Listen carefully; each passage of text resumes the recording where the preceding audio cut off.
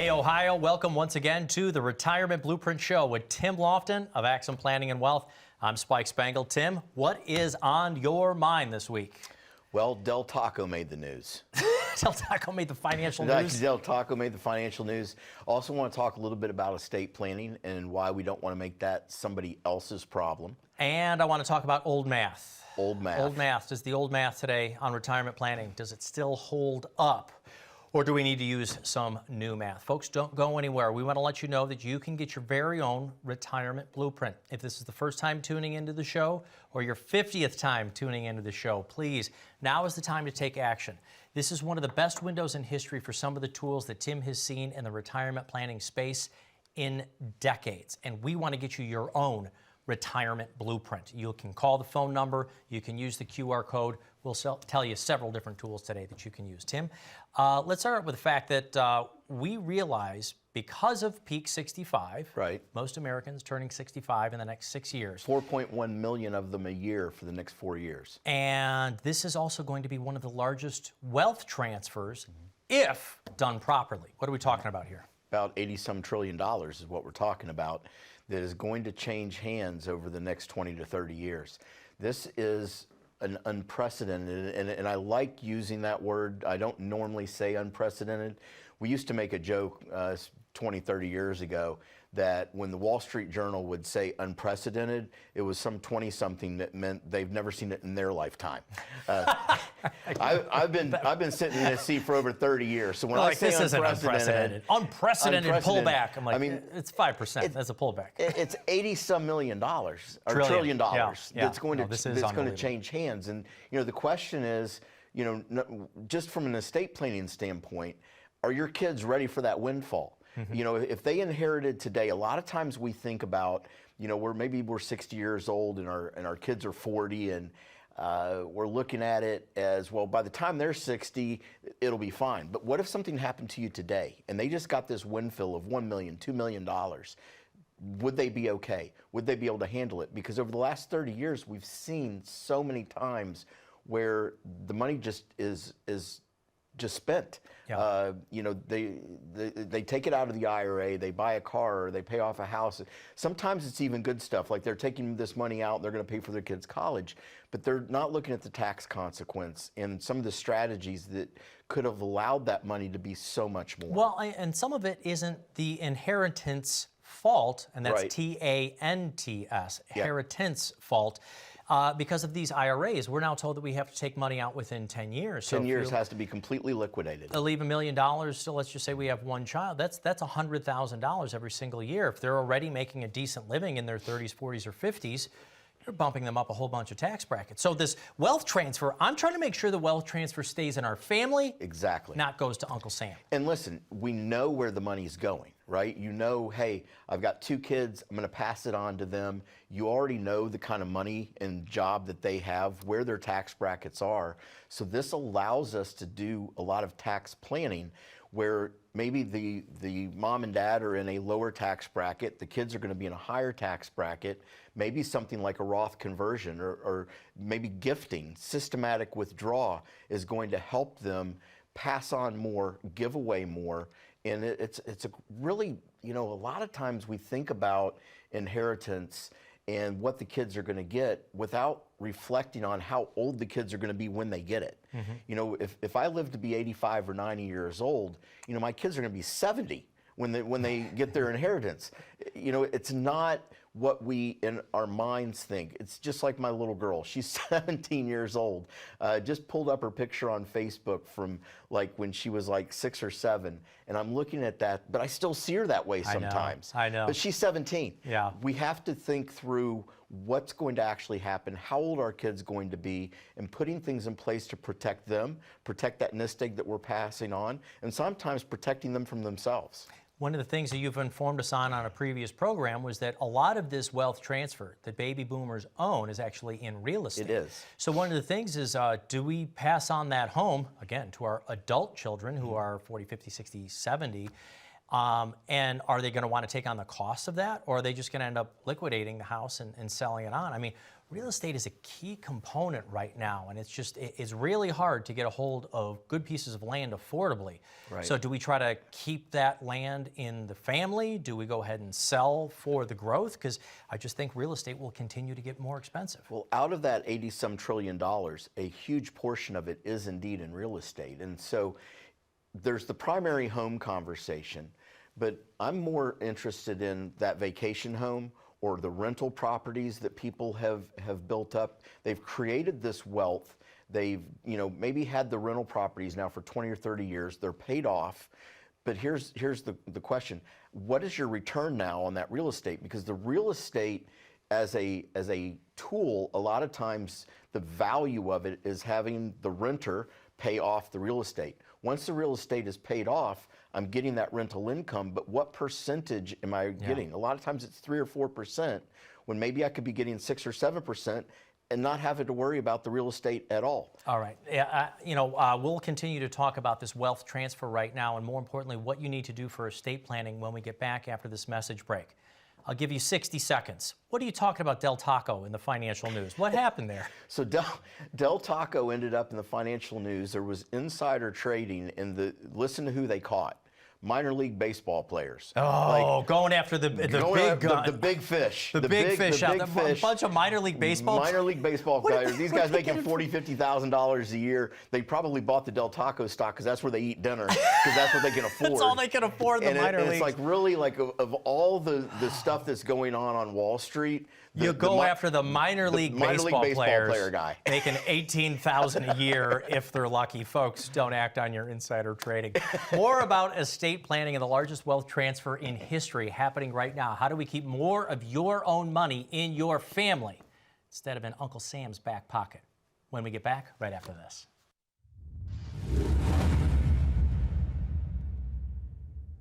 For every new person coming into our office, we are well aware that it's uncomfortable. And so we go out of our way to introduce them to the people that they're going to be interacting with. We have an estate planning attorney and a business planning attorney that come alongside people that are looking for those areas of expertise. Then of course we have a tax professional that is going to help optimize tax control, making sure we're taking the money out of the right accounts at the right time. A team of wealth advisors that do everything from the conservative area of investing all the way up to aggressive and everything in between, that have many years of experience of navigating tough markets. We say all the time that people bring us in a box of puzzle pieces. We ask them what that picture's supposed to be like, and then we put that puzzle together. Welcome back to the Retirement Blueprint Show with Tim Lofton of Axum Planning and Wealth. Please do not act on your Del Taco insider trading information like these minor league baseball players did. Let's go back to wealth planning and estate planning. Why is not having a plan today so much more important than it was even 30 years ago when it comes to estate planning? Well, people have more assets. I mean, if you look at our grandparents and our parents, they had the pensions, and they didn't typically have as much investable assets. Oh, not nearly, not even Right. nearly. I mean, I don't think, maybe one of my grandfathers had a mutual fund or two, but if you go back 30 years ago, they didn't have stock funds, they didn't have bond funds, they didn't have target date funds. Well, they certainly didn't have different kinds of annuities and tools. Maybe they had an insurance, but that's about it. So today, being responsible for our own retirement, we just have more assets. And it's a matter of looking at the purpose of the asset. We're just talking about, in the last segment, rental property. And this comes up a lot. I would say probably 2 or 3 out of 10 people coming into our office, some way, somehow, either have a second home or they have rental property. And my question is always the same. You've got 3 kids. What's your plan on the vacation home? Are we going to divide it? Can all the kids, use it? I mean, what is the purpose? Same thing goes with the rental property. Do the kids want to inherit the rental property? Do they want to run the rental property? Or if they're going to get rid of it, you're 65, 70 years old, why not just get rid of it now? Just be done with it. time is really what we're trying to give people when they come into our office for retirement. It's the wealth is not nearly as important as the time because we can't make any more of it. Time is going away, and so squeezing the most out of our retirement to get, you know, the impact that we're really looking for, we have to have a plan. And it really starts with asking those questions. What do we have that the kids want? What do we have that the kids don't want? And starting to craft a plan around those things, because they're not just eventualities, they're facts. Kids don't want the farm, or the kids don't want the vacation home, or the kids don't want your house. Or they can't split it. They can't split it between can't split it. siblings, or maybe one. And I think we hear this most often. One of the children either wants the home or needs the home. The other one either is out of state or already has started their own family. Right. They have their own. So how do you split assets where one person is going to live in it, or one person needs the income from it, or a family business? Do we sell the business? Do the kids go in business together? It's just there's so much more complication. And then we go back to the funds. 30 years ago, people didn't hold these kinds of stock funds, bond funds, individual kinds of securities. So we need to have the estate plan. On the other hand, I want to say this as well. A lot of times we've heard folks who have inherited investment accounts from their parents, and they don't want to sell them. They said, well, these were the last funds that my mom had or my dad had, and these are the ones they picked. Are we supposed to be sentimental about our investments, even the inherited ones? We are not. And there's been so many stories over my career of, a husband passing away and on his deathbed saying, whatever you do, don't sell the stock.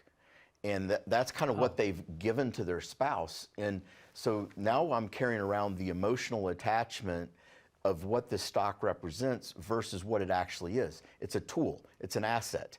It's the money that is important, not what it actually owns. If I was on my deathbed, I would say, no matter what you do, make sure you have these investments reviewed. I don't know what I'm doing. I don't even say to hold on to it. What a terrible thing. It has happened a lot. But we do that with the home, too. We say, oh my gosh, this is mom and dad's. This is where we grew up. We can't get rid of the house. But if you're not there, are you going to be able to take care of it? Can you afford the insurance on it? I mean, maybe sometimes that asset is exactly what mom and dad wanted to leave to you for you to build a bigger life yourself. But what you've described is memories. Those memories don't change. They have nothing to do with the brick and mortar. They're those memories, and those aren't going away.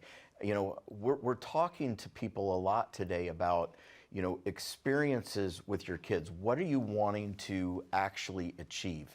And it is legacy, a legacy of memories. So instead of, maybe buying a vacation home, what if we rented a vacation home, brought in all the family, and started a new family tradition where every year everyone is together, we get to spend a week. Listen, I know one thing, everybody wants to go on vacation.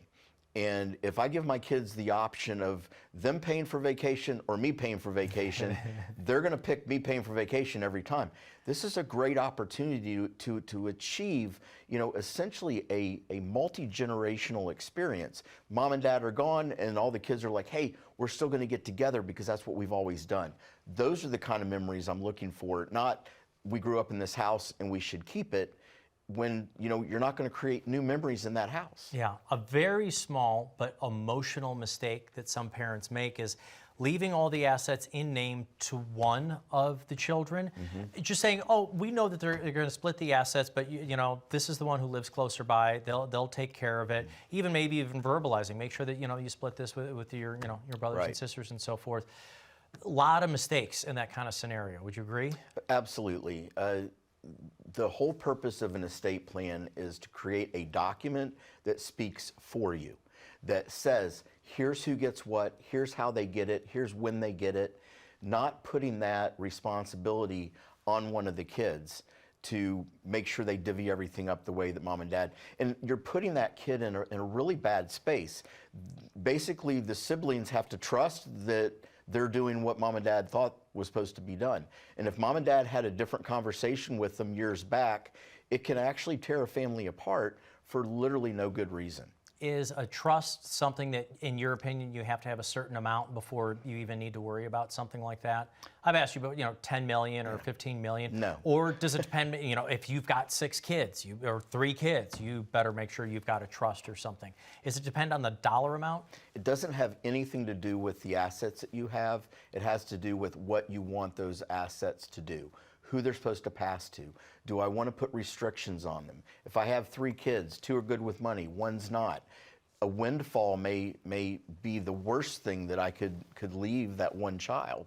Until they get things squared away, I want to have some control. That's what a trust allows us to do. It allows us to avoid probate. It allows us to not have everything we own put on the county website because it's all public information. It gives what we want to who we want, when we want, the way we want, with the least amount of fees possible. The fee part is probate and avoiding that extra expense. How much of this is top of mind when you're doing your live events? In fact, I'll just kind of ask, what are some of the hot button things that people are asking you about? Are they more concerned today about investments? Are they concerned about being part of this generation, so many people turning 65? How do we transfer this to our family?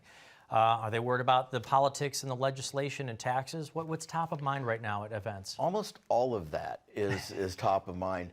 People are always worried about the economy. When you're in an election year, half the country's worried if the one person gets in, the end of the world's going to happen, and the other half of the country is worried about the other person with the exact same story. We often forget that. We're on one side and somebody else is on the other, and we think they're crazy, but they're worried about the exact same things that we said we were worried about with their guy. Yeah. There's so much to retirement planning that I think people get overwhelmed. And we kind of get that stagnation, that procrastination that creeps in because we kind of throw our hands up in the air and say, I don't know what to do. Like, I don't know how to fix this.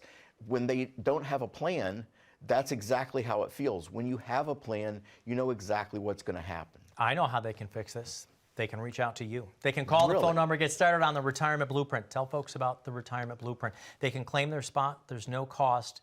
What can we do actually in one appointment? What can you do in a first hour or 90-minute meeting with somebody?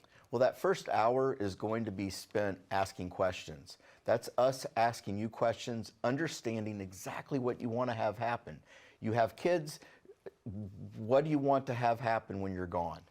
Those types of conversations are what's going to lead us to the ability to create a written financial plan. The Retirement Blueprint that I created for you comes from that first meeting of asking questions. All right, folks, you can call the phone number down on the bottom of the screen and you can get started on your own Retirement Blueprint. There is no cost, there's no obligation. We just want to see where you're at with your retirement planning.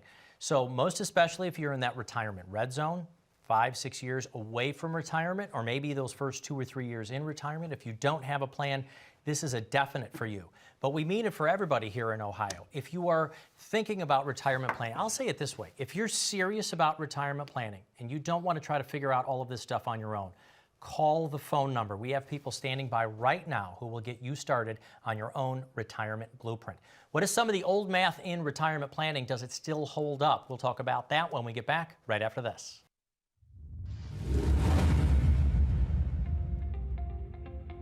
The mistake that we see with a lot of people coming into our office is that they made a projection of how much money they were going to need maybe 20 years ago, and they didn't account for inflation in those figures. The average retiree is going to spend at least 20 years in retirement. That means that the cost of living is going to double at least one time. For example, if somebody 20 years ago said, I'm going to need $40,000 for my investments in retirement, that number is only worth $20,000 now. And so they actually needed to make sure they were looking for $80,000 if $40,000 net was their number back then. So as we're looking at the income needed in retirement, we have to have a plan in place that's going to double our income over that same period, or we're going to have to reduce our lifestyle, which is not what we worked all our lives for. Those are the types of things that we try and help clients with as they're planning out their future retirement to make sure that taxes and inflation are covered in those projections. If taxes and inflation are keeping you up at night, give us a call. Sit down, let us do a complimentary review with you and design your very own retirement blueprint. It's our trademark process that we've designed over the last 30 years to help you retire and stay retired. Welcome back to the Retirement Blueprint Show with Tim Lofton of Axum Planning and Wealth. The old math for retirement, I want to see if it still holds up, but real quick, Tim. Okay. We just saw, this is something out of a movie, the largest gold bar heist in history. It was over 6,600 gold bars worth nearly... In Canada, in right? Canada. In Canada, yeah. Literally, they took it from the airport. They had an inside job. They got it in a truck. They got half of it down into the United States. Don't worry, every single one of them got caught. But unbelievable. They were literally trying to melt down the gold. Now, I know a lot of folks are worried about what's going to happen with the economy, right, what's going to happen with the markets. But man, planning on this much gold in your retirement, is that overdoing it a little bit? Well, you don't have to watch very long to get to a commercial where somebody's telling us that we should buy gold. Yeah. Like, and this has been going on for, It's for decades. always seems to see that something's going on in the economy, buy gold commercials come out. But what's so funny is when they say gold is at an all-time high, you should buy now. And I'm like, wait a minute, if it's at an all-time high, why would I buy now? And then what am I going to do with it? So I buy this gold. I've got to pay, I get a premium to buy it because I've got to typically pay above market price to get it. Then I get it. What do I do with it? And then to sell it, I have to sell it at a discount. And I'm not sure in between there how it's helping me. The idea, the end of the world's going to happen and, this person's going to get elected and I'm going to go to Canada and I'll put all my money in gold. Or the end of the world's going to happen. Yeah. If the end of the world happens, what is it you think you're going to do with that gold? Yeah, I'm not going to trade you bullets and food for gold because I can't shoot it and I can't eat it, so it doesn't make any sense to me. But yet this is so popular. Here's the thing: if somebody is trying to get you to buy gold from them, there's probably a reason why they spent a whole bunch of money to get a commercial on TV for you to buy gold. Yeah, yeah. And I'll just leave it there. Yeah. Do the math yourself. Right. Please just know there is no one solution like that to your retirement. You need a true income plan. Please don't be stealing gold bars. There was also that run at Costco. Costco was selling gold coins and they were just like totally sold out. Please know you need to have a real income plan for retirement. Now, as we wrap up today's show, the old math, some of those numbers, $1 million, is that the number we need for retirement? 4%, can we draw down 4% over a 30-year period and not run out of money? Do some of these old math numbers, do they still hold up, Tim? They do and they don't. And so, there was a study that just came out a couple months ago that the new $1 million mark is now $1.5 million. And there's a whole bunch of reasons and inflation behind why that number is out there. Here's the thing. If you don't have $1.5 million today, don't panic. Come in and see us. Let's figure out how to get there. But the more concerning piece is that 4% withdrawal rule. Bill Bengen, we've talked about him on the radio show, we've talked about on the TV show, did a study back in 1994 that looked at 50 years of history and basically determined you could take a 4% withdrawal from your nest egg. He was using a 60-40 portfolio, that's the 60% stocks, 40% bonds, and you would be fine. Here's the issue with those calculations. It was based on a period of time, that 50 years, where we had some of the highest interest rates in history. You think interest rates are high today? Go back and look at the 70s. So the math did work during those periods of time, but we haven't seen those types of returns for decades. So the issue is, if I get it wrong, if I'm taking that 4% withdrawal route, in one of these periods of history, there was a 21-year period of history where the market went basically sideways, a 16-year period that went sideways, 29 to 45, 17 years, 1964 to 1981, 11 years from 2000 to 2011. If your 4% rule is happening then, you've got a problem. Right. Simple modeling on your portfolio, simple numbers are not going to cut it in your retirement. And then adjusting this Bill Bengen and the 4%, a lot of folks have said, oh, you're going to have to take more right now because inflation is high. Right. And then the 60-40 got crushed last year because of interest rates. So when you're applying these simple things that you're either reading in a book that was maybe published 10 years ago or finding on the internet, because nothing's ever wrong on the internet. That is dripping with sarcasm. That was very much dripping with sarcasm. Heavily laden with the sarcasm. You can't just apply these numbers. You've got to sit down and do it tailored individually, because you don't apply these kind of simplistic numbers. No. Each plan is tailored for everybody. That's what It the has to be. retirement blueprint is. And a lot of times that plan is that we're talking about here is backed up by a Monte Carlo simulation. We've talked about that over the years on the TV and radio show, where essentially you put in all the parameters, you put this 4% withdrawal rule, and it gives you a probability that that will happen. And so let's say that there's a 80% chance of probability that it's going to work out. Great. I mean, that feels pretty good, and 80% is a passing grade. I don't get on the kids too much if they get a B in school, but what if the 20% happens to you in retirement and you run out of money? What is the plan then? Those are the things, that Monte Carlo simulation is good for the day that it was run. 5 years from now, it could have completely different results. And so if you do this one-time planning and then you're not continuing to test it, continuing to build on that plan while you're approaching retirement, or more importantly, when you're in retirement, it can have disastrous impact. And yeah, I'll go with you. I'll say 80%. Kids get some decent grade, fine. That's an okay number. Would you walk onto an airplane, though, and stay seated if the pilot got on the speaker and said, hey, we got an 80% chance of getting ourselves to Phoenix this week? There's an 80% chance that the plane will land safely. Woo! Because my brain's going, so there's a 20% chance this plane could crash? Do you want your retirement plan airplane to crash? Or are you going to just put it on autopilot? Because think about what autopilot does. It flies directly through the storm. It's going point A to point B. Or do you want a pilot piloting your retirement plane that can go around the tough times, that can, raise in altitude when interest rates and taxes get crazy?